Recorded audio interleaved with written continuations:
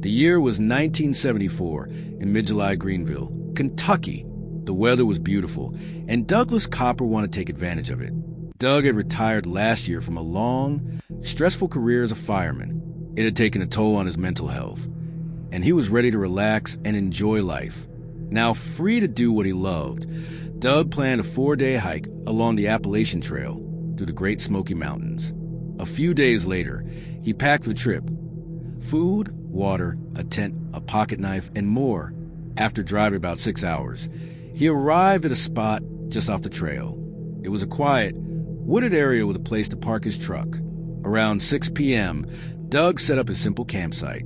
An hour later, he had a tent, chair, and bonfire going. He hung a pot over the fire, heated up soup, and opened a cold beer. He smiled. This was his idea of paradise. As he stared into the fire, he heard footsteps in the nearby foliage.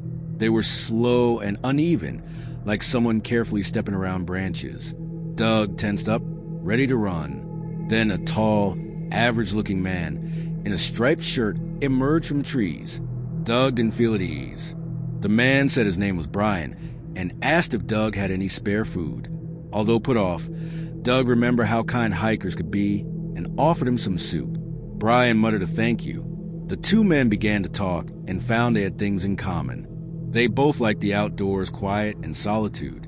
Doug began to warm up to Brian. During a pause, Doug asked why Brian was out so late. Brian's face grew uneasy as he explained that a large creature had stolen his food the night before. After dinner, Doug told him he could sleep in his truck if needed.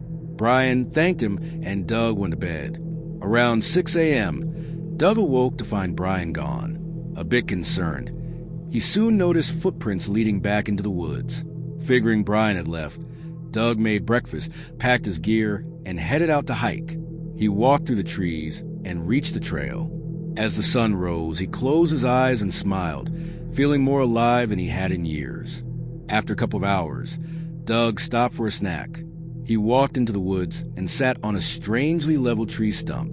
He pulled trail mix and water from his pack and took a break.